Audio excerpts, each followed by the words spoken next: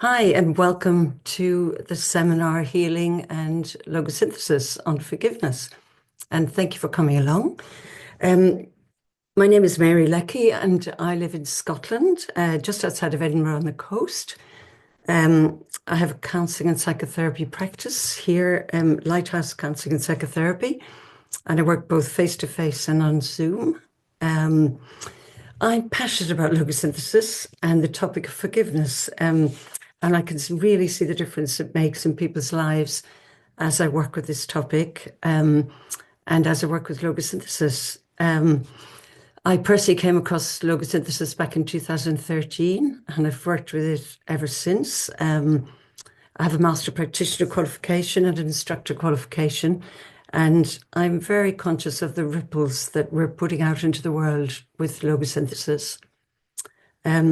I also love the topic of forgiveness. It's so simple and also so truly complex. And the combination of forgiveness and logosynthesis is very powerful. And I'm looking forward to introducing that today. So the agenda will be an overview of forgiveness, how logosynthesis can help, and we'll have a guided exercise and demonstration, and then some feedback and a discussion on the benefits. And at the end, we'll have a Q&A. And it's good if you have a pen and paper for the demonstration, because there'll be a couple of things to write down. So if you can get that ready, and a glass of water is also very helpful. So, forgiveness. A couple of definitions just to start. The Oxford Dictionary definition of the word forgive is to stop feeling angry with somebody who has done something to hurt, harm, annoy, or upset you, and to stop feeling angry with yourself. So two aspects to it. Today we look mainly at the aspect of somebody else upsetting us.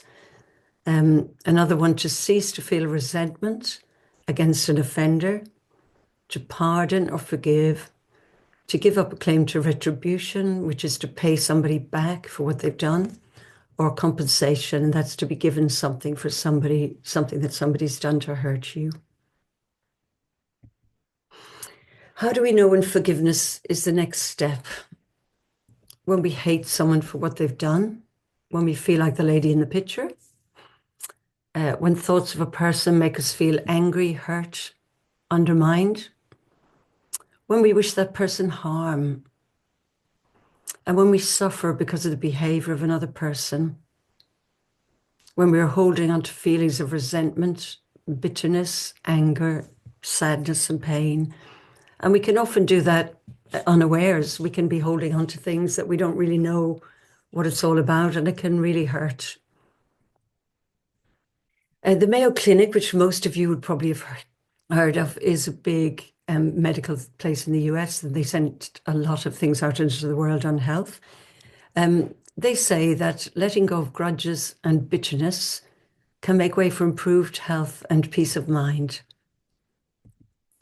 And forgiving can lead to healthier relationships, improved mental health, less anxiety, stress, and hostility, fewer symptoms of depression, a stronger immune system, improved heart health, and improved self-esteem. And that's all on their website under the topic of forgiveness. So if it's so great, why don't we do it more often? Because it's really not easy. It's not easy to forgive someone who's hurt us. Forgiveness is not for the faint-hearted. When someone hurts us badly, it's unnatural to want to forgive. It's actually much more natural to want to pay them back and to get revenge for what they've done to hurt us. It requires courage and strength, and it requires looking at things differently. And when we are hurting, we're often left with unresolved pain buried deep in our subconscious, unconscious minds. And that's what the people were talking about earlier, about how we hold frozen energy in our minds. And when we've been hurt, that can be very acute. And we may not know how to shift distressing feelings. So often we can feel isolated and alone and think, I don't know what to do with this stuff. The only thing you can think of to do is to pay somebody back or to hurt them back. And And that can often cause more problems than we can imagine. So when someone hurts us, we can often feel rejected, disrespected, devalued, unloved, alienated, disregarded. Often we can develop beliefs about ourselves such as, I don't matter, I'm worthless, bad, unimportant, unacceptable. And sometimes we mightn't even realize that we've developed those beliefs. They can just be a byproduct of somebody being really horrible to us. We can even feel damaged and broken. And anger is a healthy response to being hurt, but it must be managed wisely. Anger is something to visit for a while you're processing the pain, but setting up camp in the camp of anger is actually more damaging in the long run. So any of these above feelings can make forgiveness seem impossible. Why should I forgive? This person absolutely does not deserve it. So how do we know when it's time to begin the forgiveness process? Often we can't name the problem. Something's just niggling. We don't know what it is. We don't know what it's about. The pain and the hurt are stored as frozen energy in our system. We mightn't be aware of what that is or what's going on. But that frozen energy weighs us down and stops us living life to our full potential. It keeps us bound. It keeps us hurt. It keeps us just feeling heavy and not feeling light and happy. And that feeling of joy, which really is all of our birthright, is often missing. And sometimes that's because we're literally carrying the energy of the person who hurt us, frozen in our unconscious. So that person's energy can be represented in our space, and we don't even know that it's there, or we're not conscious of knowing that it's there. Or if we do, we don't actually know what to do with it. And sometimes a trigger reactivates it. So sometimes something comes along and suddenly we're feeling all of that pain again that somebody did to us in the here and now, even though it might have happened many, many years before, and we thought we were over it and we thought we were done.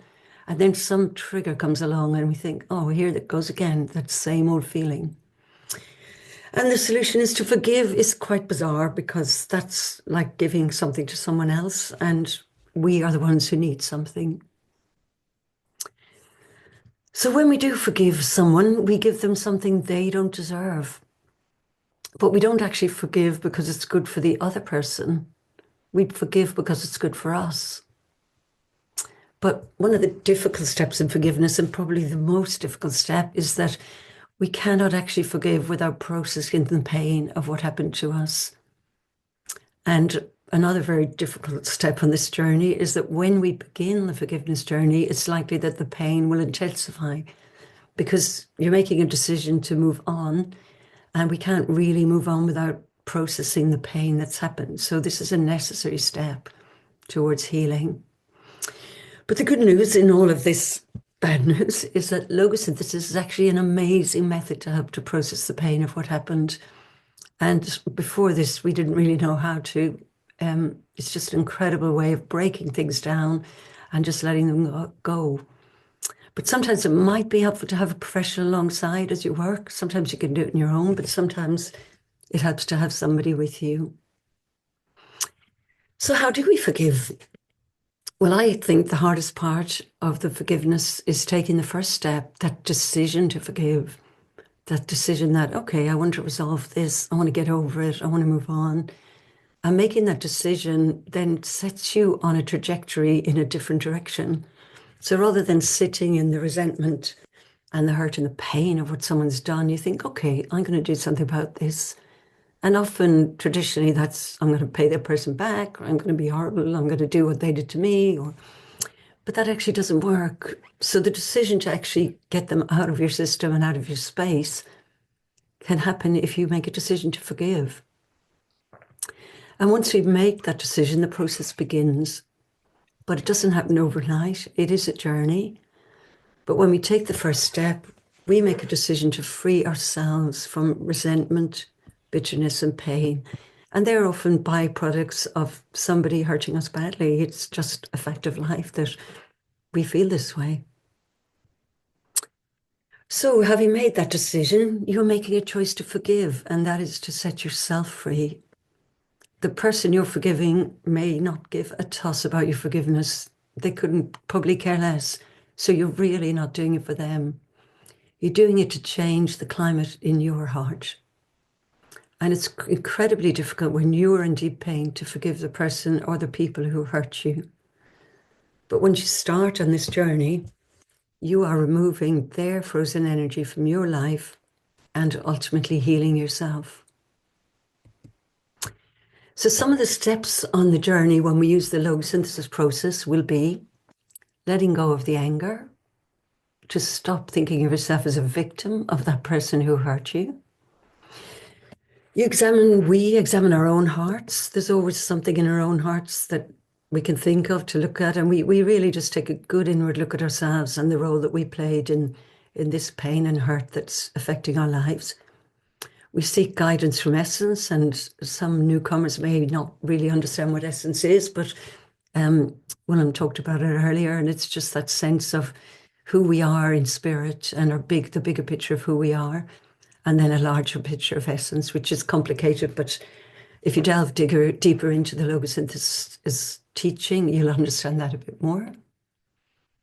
Practicing logosynthesis every day, if you're on a journey of forgiveness, having a bit of time for it every day can be really helpful. Maybe early in the morning or in the middle of the day, just putting 10, 15 minutes aside to just think, okay, I'll just do that little bit of logosynthesis on whatever's around today on the forgiveness journey. Expect it to take time, and it will be sometimes 2 steps forward, 1 step back. That's normal, that's what happens, but you're always going in the right direction. And as you move forward, some of the moving on steps will be relearning to trust and focusing on the future. And that future will look new and different, and it will be bright. So now we're ready for a demonstration. And this is an opportunity for me to showcase how we look at logosynthesis and what we do. And so if you could just get comfortable, find a space where you feel relaxed and at ease, and just let it flow. Just let what I'm trying to do take you through this process. Just see what happens as we go through it. So first of all, find somebody you need to forgive for something they've done. And just take your time with that. Choose something light that's not too painful. It's not therapy, and we don't have time to do a heavy, intense session. So just choose something that's relatively easy. It might be the last person that cut you off in the traffic, or might be just somebody was rude to you, or something that just happened that you feel like, that hurt and that annoyed me. And when you've done that and you've got an image or a picture or a sense of what that is, imagine that person in your space, in the space around you. And let that person's energy and that sense of that person who hurt you be in your space. It's not comfortable. It's not easy. But just take the opportunity to let that happen and let it be there, and just trust the process. And then in your own mind, answer the question, what happens when you do that? And try to notice what happens to you, what's going on in you when that person is in your space. Where are they? Where are they in your space? Are they around? Are they close? Are they far away? How do you know they're there? How are they represented? Can you see them? Can you hear them, smell, taste, have a sense of their presence? And how do you feel as you think about them? What's going on in you? What are the body symptoms and signs? What goes on in your body? Do you have any feelings in any particular part of your body? Can you sense what's going on? Are you feeling ill because that person's there? Are you feeling nauseous, headache, feeling rotten? Any pain, tension, any pressure, something else? And what emotions are around? Do you feel fearful or sad? Perhaps shame, grief, guilt, maybe anger, real anger, disgust, panic, terror even? And what thoughts do you have about yourself and about others and about life. What happens when you think of all that? And just try and note that down. Note down what those thoughts and feelings are. And then what makes you suffer? We're looking for the trigger here, which is complex, but just trust me as we try to find it. So try and imagine your person's face, and what do you perceive around you? Is there an image, or is there a metaphor for something? Is there maybe a big black cloud, or it could be anything at all. Sometimes an animal, or you might see anything in your space. It can be, nothing is too crazy to represent what's happening. What do you hear? Do you hear sounds? Are they words? Is it someone speaking to you? And what do you sense in the room and the space around you and within you? And try and find a name for that, because as we use the sentences, that name will be the bit that you will put into the sentence. So give it a name and write that name down. And then on a scale of 0 to 10, how strongly are you feeling distressed right now at this image or sense or feeling in your body, or what you're seeing or feeling? And write that down, what the level of distress is. Take a note of that.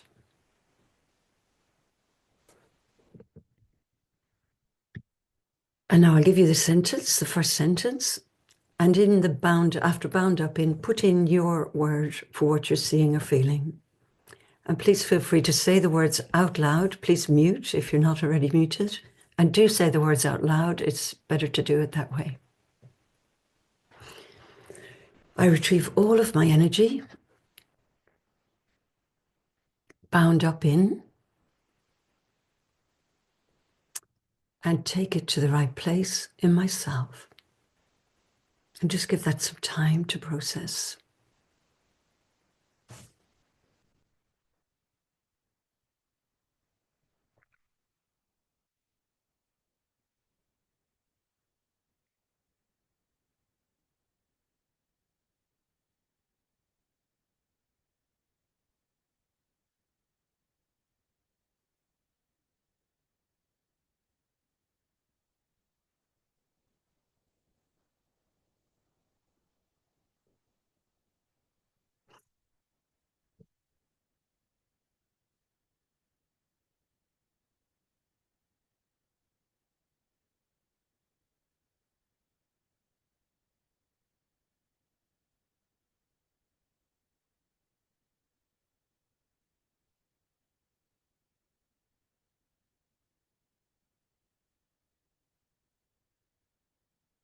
Okay, I'll give you the second sentence.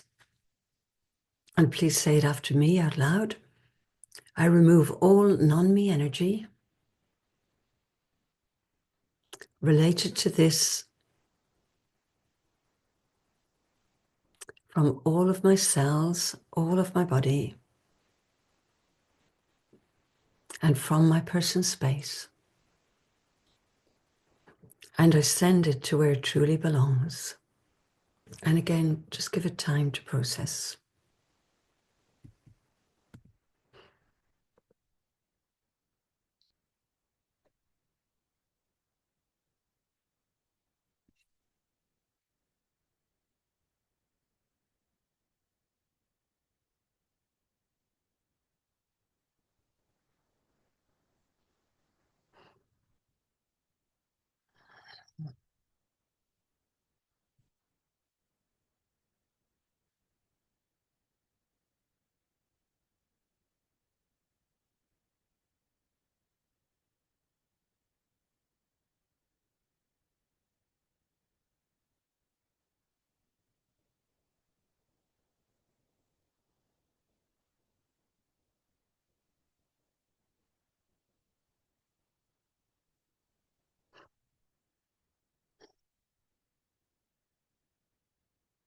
And sentence number 3. I retrieve all of my energy bound up in all of my reactions to whatever it is, and take it to the right place in myself. And again, just give that time to work.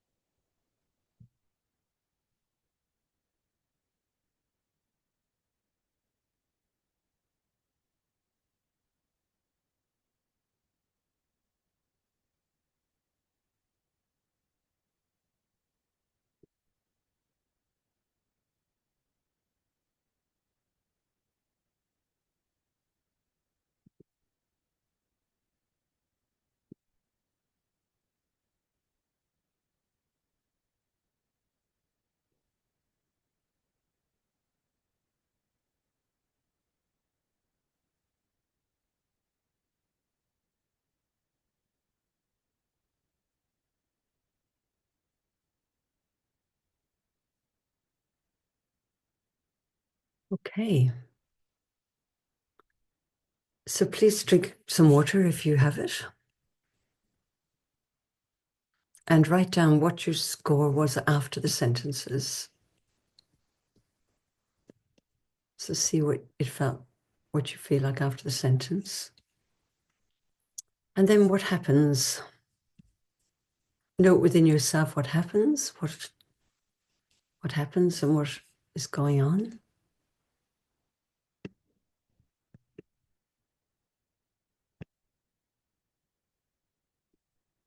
And then if anybody would like to feedback or to say anything here, feel free to. Anybody see a shift in the sentences, anybody see a shift or feel anything or feel nothing at all, or?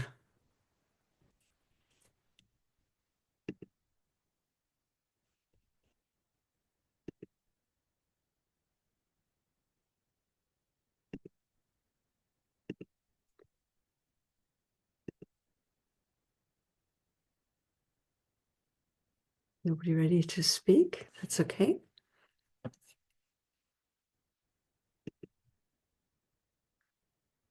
So, how logosynthesis can help. What we did there, if it worked for you, is we found a presenting issue and we look at the thoughts and emotions and physical sensations that happen when something's going on like that. What happens, what's going on in our bodies, what's going on in our minds, what are we feeling?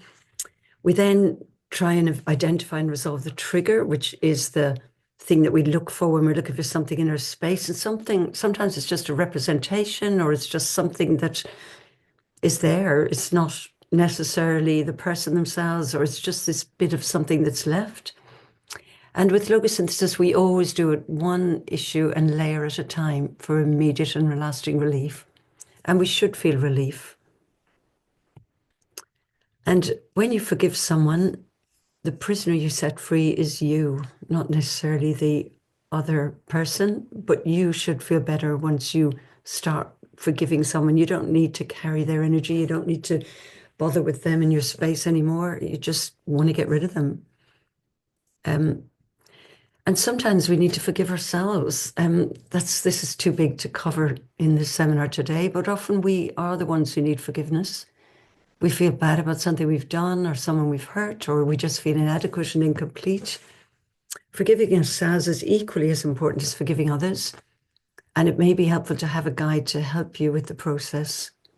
But once again, the intention to forgive is the hardest step. And so now we have time for questions and answers, and we should feel peaceful. I might stop screen sharing so we can see each other and I can see all of you. And hopefully, yeah.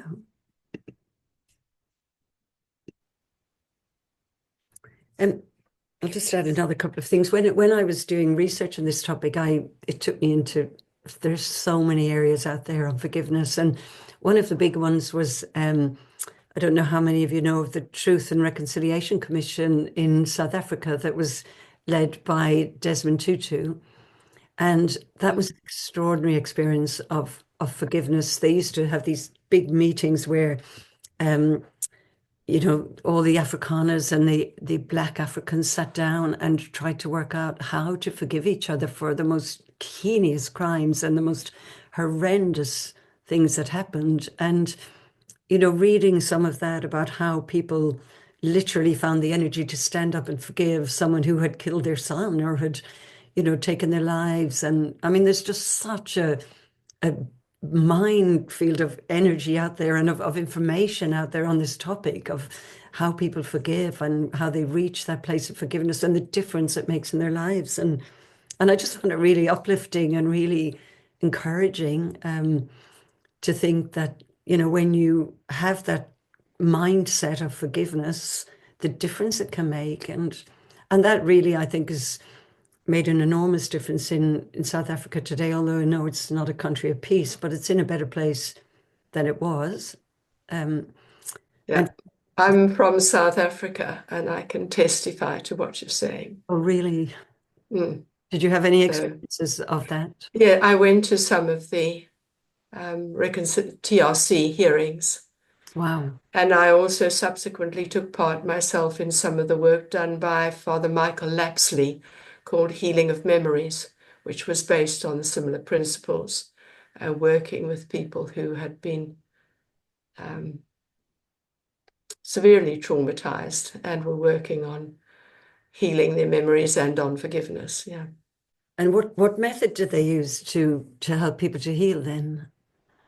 It's almost all of it was done in group work Okay. because it is a communal, and I think there's a lot of value in that. It was a communal experience, although it was individually, but it was a whole social experience. And so a lot of it was done through circles of sharing, and then quite a lot of ritual and drumming and singing and creating rituals Really? of I'm trying to think more precisely with particularly my father Michael Lapsley's it was a 2 or 3 day process that you engaged in, and then finished up with particularly a healing ritual that you all created together and expressed. Wow. Mm. Can you see how logosynthesis could have been useful there in that? Extremely useful. Yeah. Extremely useful. I'm hoping, well, I'm busy using logosynthesis in my own practice and hoping to get more people interested and involved here. Yeah. So it's Mm, the drumming. I'm sure those rituals were all amazing, but if you have something mm, like logosynthesis and everybody can use it mm, for their own sake, that's mm, amazing. mm, mm. Do you have a practice? Are you based in South Africa, Diane? Yes, Cape Town. Oh, are you? All right. Wow. Mm. I didn't know that when I chose that topic. The one I was going to go to next was Northern Ireland, and um, yeah, Yeah. which is another global situation where logosynthesis in those situations, so many hurt people and so much trauma.